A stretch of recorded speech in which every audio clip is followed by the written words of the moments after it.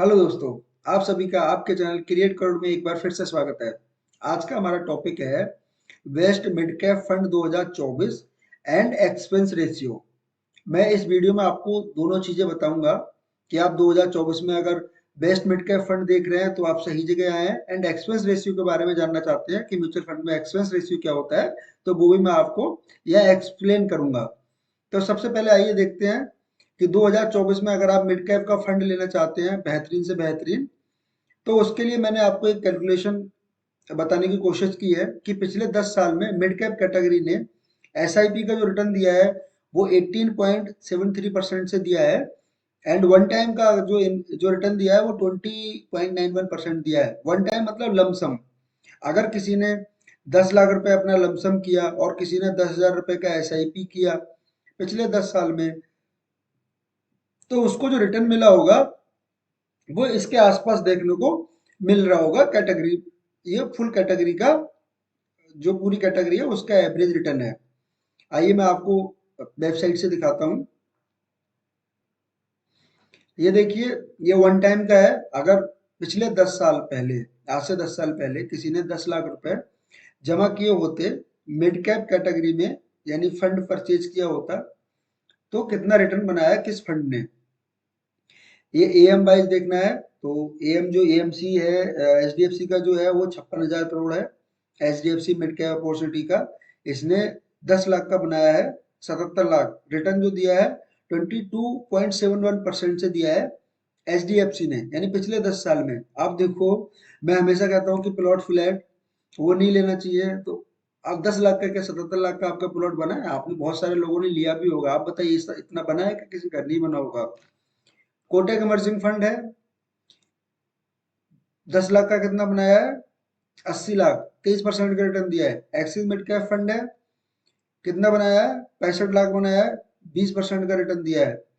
Nippon India growth fund ने 68 लाख बनाया है, 21% का रिटर्न दिया है। ये सारे, इनका एम जो है बहुत ज्यादा है। ये सब हमारे जैसे, आप जैसे सारे इन्वेस्टर का पैसा है ये। एचडीएफसी का देखिए 56,000 करोड़ रुपए हो गया है इसमें। कुछ समय पहले ये कम था बट अभी बहुत ज्यादा हो गया है ये। SBI magnum mid cap fund ने कितना बनाया है? 10 लाख का 64 लाख, यानी 20%। अब इसका एवरेज रिटर्न देखते हैं कैटेगरी का। कैटेगरी का एवरेज रिटर्न देखने के लिए आपको बॉटम पे जाना पड़ेगा। ये कितना है? 20.91%। ये एवरेज रिटर्न है अगर वन टाइम या लमसम परचेज किया होता है मिड कैप कैटेगरी में। एसआईपी कैटेगरी का देखते हैं। एसआईपी परफॉर्मेंस में एएमसी ऑल है, सेलेक्ट कैटेगरी में मिड कैप है। जो टाइम पीरियड है वो 10 साल का है। एसआईपी मंथली 10,000 रुपये पर मंथ। एम वाइज सबसे ज्यादा mid cap HDFC mid cap का ही है। 10,000 रुपये पर मंथ से कितना बनाया? 35 लाख बनाया है, 20% के रिटर्न से। दोस्तों, मैं यहाँ कितना जमा हुआ है या कितना टोटल फंड बना है जाके, उस चीज को आप ज्यादा फोकस मत कीजिए। आप सिर्फ ये देखिए कि रिटर्न जो है वो किसने ज्यादा दिया है। मतलब एसआईपी में ज्यादा रिटर्न मिला है 10 साल में या मिड कैप में मिला है, वो चीज आप देखिए। कोटक इमर्जिंग फंड ने, कोटक इमर्जिंग इक्विटी ने 10,000 पर मंथ से 32,97,000 बनाया, यानी 33 लाख रुपए बनाया, 19% का रिटर्न दिया है। एक्सिस मिड कैप ने 17% का रिटर्न दिया है, 30 लाख बनाया है 10,000 पर मंथ से। निपॉन इंडिया ग्रोथ फंड ने 10,000 पर मंथ से 35 लाख बनाया है, 35,62,000 रुपये, 20% से। एसबीआई मैग्ना फंड ने 10,000 पर मंथ अगर ऐसे ही परचेज किया होगा आपने या किसी ने किया है, तो उसका जो रिटर्न दिखा रहा है वो 31 लाख रुपए दिखा रहा है, 18.3% से। अब इसका एवरेज रिटर्न देखते हैं कैटेगरी का एसआईपी में। ये 18.73% का रिटर्न दिखा रहा है। दोस्तों, मैं आपको हमेशा बोलता हूँ कि एसबीआई, सॉरी, कि आपको स्मॉल कैप फंड ही लेना है, लेकिन आज मैं मिड कैप बता रहा हूँ। तो आप सोच रहे होंगे मिड कैप क्यों बता रहे हो आप? तो उसके पीछे रीजन ये है कि कितना भी बता लो, कितना भी किसी को आप समझाओ, अगर किसी के दिमाग में जो चीज है, जैसे कि मुझे सारा स्मॉल कैप ही परचेज करना है, तो मुझे कोई कितना ही बोले कि मिड कैप कर लो, लार्ज कैप कर लो, मैं नहीं करूंगा। हाँ, देख सकता हूँ, करूंगा नहीं। ऐसे ही आप में से बहुत सारे इन्वेस्टर हैं ऐसे जो इस वीडियो को देख रहे होंगे। उनका एसआईपी हो सकता है मिड कैप में चल रहा हो या स्मॉल कैप में चल रहा हो या लार्ज कैप में चल रहा हो, तो उनका वो अपने रिसर्च के अनुसार या अपनी एनालिसिस के अनुसार ही चल रहा होगा। कोई किसी के कहने से इतनी जल्दी बदलता नहीं है प्लान अपना। तो फिर भी कुछ लोग देखते होंगे मिड कैप में परचेज करने के लिए, मिड कैप में परचेज करना चाहते हैं, तो उनके लिए है ये, वो मिड कैप में परचेज कर सकते हैं। मैं आपको फंड के नाम बताता हूँ कि अगर आप मिड कैप में ही लेना चाहते हैं, अगर आपकी जिद है कि आप मिड कैप में ही लेना चाहते हैं, तो आप मिड कैप में भी ले सकते हैं। कौन से फंड लेते हैं? आप ये सारे फंड ले सकते हैं। एसबीआई मैग्नो मिड कैप जो मैंने अभी बताया आपको, axis mid cap, Kotak emerging fund, HDFC mid cap fund, Nippon growth fund, Nippon India growth fund, Nippon India growth fund, ये सारे फंड आप ले सकते हैं। अगर आप 10 लाख रुपए इन्वेस्ट करना चाहते हैं, तो आप 2-2 लाख रुपए इन्वेस्ट कर सकते हैं 5 फंड में, और एक या दो फंड आप नीचे और ऐड कर सकते हैं अगर आपको थोड़ा ज्यादा फंड रखना है पोर्टफोलियो में। लेकिन हमेशा याद रखिए, आपको कभी भी 8 या 10 से ज्यादा पोर्टफोलियो में अपने फंड नहीं रखना है। मतलब कोशिश कीजिए कि लिमिटेड फंड रखें, मैक्सिमम 10 और 8-10 पे अगर आप करते हो तो बहुत ही अच्छा रहेगा। आपका पोर्टफोलियो बहुत अच्छा है, इसी फंड में आप करते रहिए। ये नहीं हर साल कुछ पैसा आया नया फंड में डाल दिया, नया फंड ऐड कर लिया पोर्टफोलियो, ऐसा नहीं करना है, लिमिटेड फंड रखिएगा। तो आप ये फंड ले सकते हैं। अगर आप 10,000 पर मंथ की एसआईपी स्टार्ट करना चाहते हैं, 10,000 पर मंथ की एसआईपी स्टार्ट करना चाहते हैं, तो आप 2-2 हज़ार रुपए इन सभी फंडों में ले सकते हैं। 2,000 का इसका, 2,000 का इसका, 2,000 का इसका, 2,000, 2,000 आप इसमें लगा के छोड़ दीजिएगा लंबे समय के लिए, 15 साल,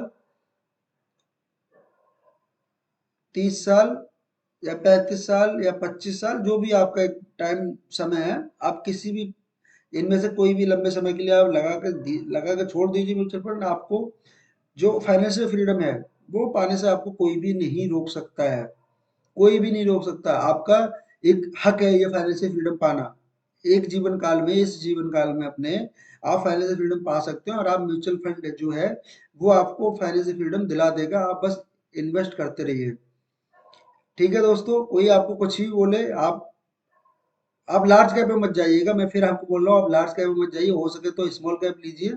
अगर स्मॉल कैप आप नहीं ले पा रहे हैं रिस्क की वजह से, तो आप मिड कैप लीजिए। मैंने कल एक वीडियो बनाया है कि रिस्क फ्री म्यूचुअल फंड है। अगर आप लंबे समय के लिए आते हैं म्यूचुअल फंड में, तो ये आपका रिस्क फ्री रहता है, इसमें कोई इतना रिस्क है ही नहीं। अब बात करते हैं एक्सपेंस रेशियो की। एक्सपेंस रेशियो में दोस्तों क्या है कि बहुत सारे डाउट्स रहते हैं इन्वेस्टर के।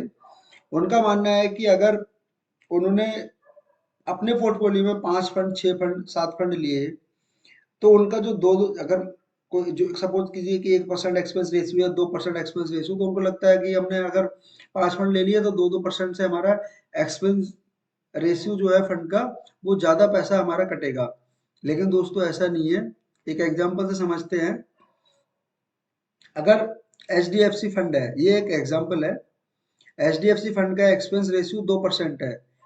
एक्सपेंस रेशियो, तो सबसे पहले आप समझिए होता क्या है। एक्सपेंस रेशियो जो है, जो एएमसी है, आपने जिसमें पैसा इन्वेस्ट किया है, जैसे एचडीएफसी में किया है, तो एचडीएफसी का जो फंड हाउस है या जो आपने जिसमें पैसा इन्वेस्ट किया है, उसमें कुछ खर्चे होते हैं, जैसे फंड मैनेजर है, म्यूचुअल फंड डिस्ट्रीब्यूटर है, ऑफिस है, लैपटॉप है, तमाम बहुत सारा चीजें होता है। उन सबका एक्सपेंस जो है वो यहाँ से करता है। कैसे करता है? ये आपका डेली एनएवी से करता है, आपको पता नहीं चलता है। इसका कोई भी आपको एक रिटर्न में रिकॉर्ड नहीं मिलेगा अपने पोर्टफोलियो में देखने को या अपने स्टेटमेंट में। ये डेली एनएवी में एडजस्ट होता रहता है, और ये ऐसा नहीं है कि एक साल में एक बार कटेगा, ये डेली बेसिस पे कटता है। इसीलिए मैंने लिखा है डेली एनएवी। ये डेली एनएवी में एडजस्ट होता है, आपको वो पता नहीं चलेगा। ऐसा नहीं है कि एक साल में 2%, अगर आपको 10 लाख है तो 2% उसका कट के जो भी आएगा वो आपको स्टेटमेंट में दिखेगा, ऐसा बिल्कुल भी नहीं है। ये डेली पे लगता है, तो एक चीज आप ध्यान रखिएगा। अब एक एग्जांपल से समझते हैं। एचडीएफसी का 2% एक्सपेंस रेशियो है, तो 1 लाख का 2% कितना होगा? 2,000। ठीक है। अगर आपने 1 लाख रुपए इन्वेस्ट किया, मान के चलते हैं कि आपने 1 लाख इन्वेस्ट किया, उस पर एक्सपेंस रेशियो आपका 2% है, 2,000 हो गया। अब यही 1 लाख रुपए आप 5 फंड में लेते हैं, यानी एक फंड और लेते हैं, आप 5 फंड में लेते हैं, 5 फंड, 5 फंड में लेते हैं, 10 फंड में लेते हैं, सॉरी 10 फंड में लेते हैं आप इसको, तो 10-10 हज़ार रुपए का 10 फंड आप परचेज करते हैं, और 2-2% एक्सपेंस रेशियो आपको लगता है। तो 10,000 का 2%, 200 रुपए, इसका 200 रुपए, इसका 200 रुपए, ऐसे ही 200 करके आपका 10 जगह लगेगा। तो कितना हो जाएगा आपका 10 × 200, तो ये कितना हुआ 2,000। यहाँ भी आपका, यहाँ भी कितना है आपका 2,000 है। आपने 1,00,000 एक जगह डाला, तब भी आपने 1,00,000 एक ही फंड में डाला, एक ही जगह डाला 2%, तब भी आपका एक्सपेंस रेशियो 2,000 ही लगा। अगर आपने 10 फंड में 10,000 करके डाला, 1,00,000 टोटल, तो 200 रुपए उस हिसाब से आपका तब भी 2,000 लगा। तो कोई आपको बोल रहा है या आप सोच रहे हैं कि नहीं ज्यादा फंड लूंगा तो ज्यादा एक्सपेंस रेशियो लगेगा, ऐसा बिल्कुल नहीं है। आप फंड ले सकते हैं, आप इन्वेस्ट कर सकते हैं।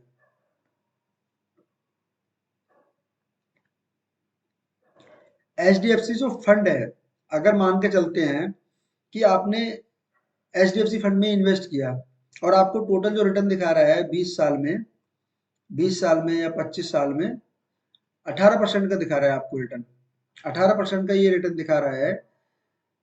तो इसमें से 2% ऑलरेडी एक्सपेंस कटा हुआ है, तो टोटल रिटर्न कितना मिला होगा 20%। उसके बाद 2% माइनस होकर आपको 18% दिखा रहा है। आपको इसमें से कुछ नहीं देना है। मैं वही चीज आपको यहाँ बताया था कि ये डेली एनएवी में एडजस्ट होता रहता है। तो साल में जो आपको दिख रहा है, जो आपको मिल रहा है, वो ऑलरेडी सारा कुछ एक्सपेंस एडजस्ट होके ही आपको मिल रहा है।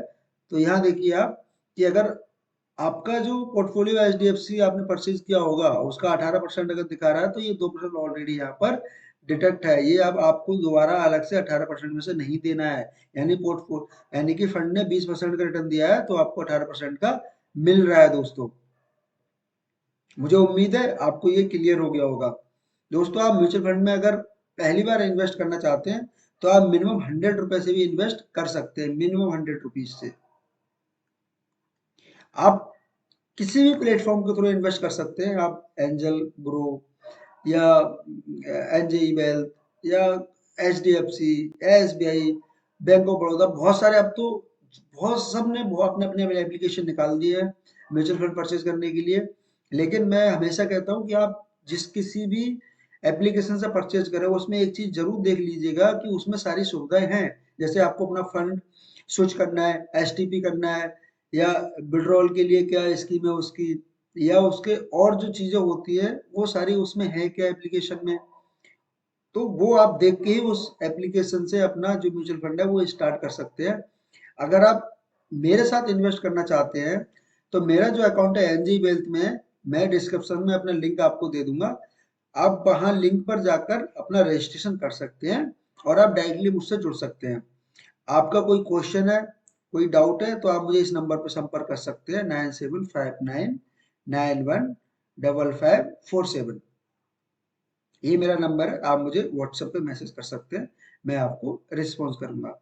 आपको वीडियो अच्छा लगा हो दोस्तों तो लाइक कीजिए, शेयर कीजिए एंड सब्सक्राइब कीजिए। Thank you so much.